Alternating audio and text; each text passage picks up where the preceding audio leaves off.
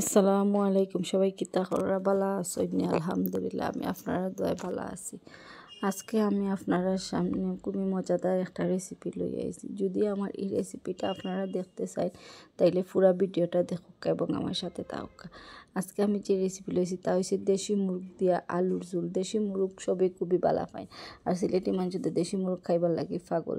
আগর দরগর নানি দাদিরা দেশি মুরগ ছাড়া তিনদিন ভাতও খাইতা না, তিনদিন ফার্মের মুরগ তো পছন্দ করেন না।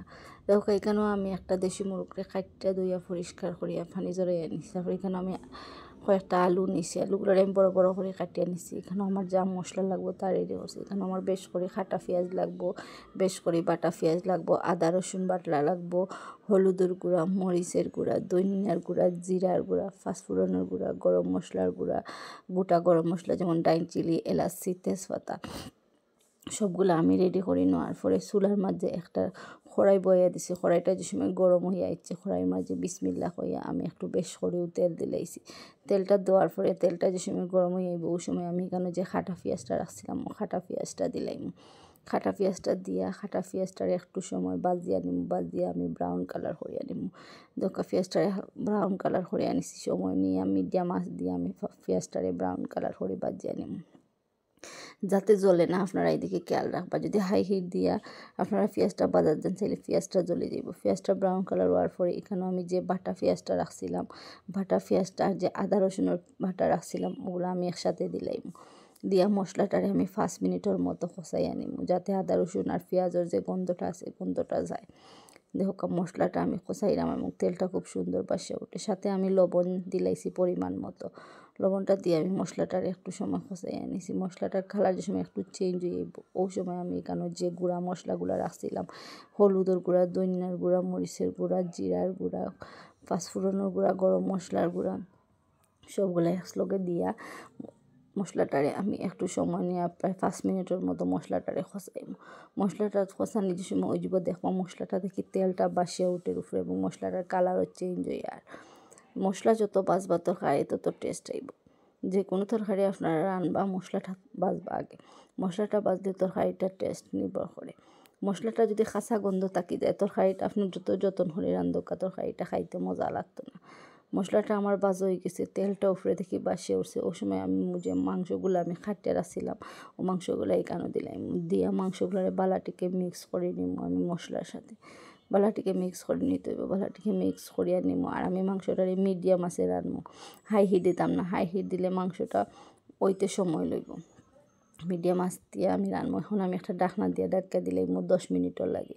10 মিনিট ডাক্কা দিব, 10 মিনিটের ভিতরে মাংসটা থেকে পানি যতটুকু আছে বার হইব। তো 10 মিনিট পরে মাংসটা থেকে কতটুকু পানি বার হইছে। এখন আমি আর ডাকনা দিনা ডাক্কা দিয়া মাংসটা ডাকনা ছাড়া উতলাইয়া মাংসটারে কিছু সময় বাজিয়া নিব। 5 থেকে 6 মিনিটের মতো মাংসটারে আমি বাজবো।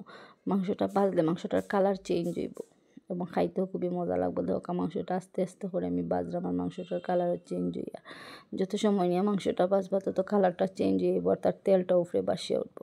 মাংসটা থেকে কতটুকু তেল বার হয়েছে দেখো, কত সুন্দর লাগে। এখনও দেখতে কালারটা খুব সুন্দর আইছে।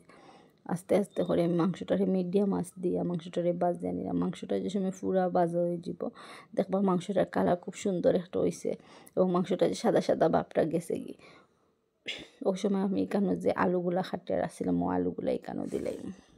আলুগুলা দেওয়ার পরে আলুগুলারে বালাটিকে মাংসের সাথে মশলার সাথে মিক্স করে দিব, লাড়িয়া সারিয়া। দেখো লাড়িয়া সারিয়া খুব সুন্দর করে মিক্স করে দিলাম। আর আলুগুলো আমি একটু বড় বড় করে দিছি, কারণ দেশি মুরগটা একটু শক্ত থাকে, আলুগুলো বেশি গলে যাইব, তার লাগে আমি আলুগুলো একটু বড় বড় করে পিস করেছি। এখন আলু আর মাংসটারে আমি 2-3 মিনিটের লাগে ডাকনা দিয়ে ডাক্কা দিলাম, যাতে আলুর ভিতরে মশলাটা বালাটিকে ঢুকে। 2-3 মিনিট পর আমি ডাকনা কুলিয়া দিছি। দেওয়া খুব সুন্দর একটা কালার বাড়িয়েছে আলু এবং তরকারিটা। এখন আমি তরকারিটারে লাড়িয়া সারিয়া একটা জুলোর লাগে বেশ করে পানি দিলাম। ওইখানে চুলা লেগে কেন পানি দিব, মাংসটা তো এখনও পুরা সিদ্ধ হয়েছে না। মাংসটা যাতে পুরা সিদ্ধ হয়ে যায় এবং আলুটাও পুরা সিদ্ধ হয়, তাহলে এখানে আমি জুলা লাগে একটু বেশ করেও পানি দিলাম। দেখো আমি জুলে লাগিয়ে বেশ করে পানি দিলাম। পানি দিয়ে আপনারা যে যতটুকু জুল খাইন পানি দিবা। জুলটা আমি পরে ঠানাই আনিব। এখন আমি এখানে যে গরম মশলাগুলো রাখছিলাম গরম মশলাগুলো দিলে এখানেও আমি গরম মশলার মাঝে দিছি দারচিনি, এলাচি আর তেজপাতা। দেওয়ার পরে গরম মশলাগুলো দেওয়ার পরে মাংসগুলো আবার বালাটিকে লাড়িয়া চাড়িয়া মিক্স করে নিব। মিক্স করে আমি একটা ডাকনা দিয়া ডাকিয়া দিলাই 15 মিনিটের লাগে, যাতে মাংসটা বালাটিকে সিদ্ধ এবং আলুটাও সিদ্ধ হয়। 15 মিনিটের ভিতরে আমার মাংসটা রান্ধ হয়ে যাব। তারপরে মিডিয়াম আছে আমি রান্না দেখো 15 মিনিট পরে আইসি আমার মাংসটা পুরা সিদ্ধ হয়ে গেছে এবং আলুটাও সিদ্ধ হয়ে গেছে। এখন আমি 3-4টা কাঁচামরিচ দিব উপরে থেকে দিয়া মাংসটা চুলা থেকে নামাইয়া নিব। চুলাটা অফ করে দিলাম। দেখো মাংসটা থেকে কত সুন্দর একটা এই সময় গ্রান বার হইব এবং কত সুন্দর একটা কালার বাড়ব। এখন আমার এই তরকারিটা খাওয়ার লাগে পারফেক্ট হয়ে গেছে।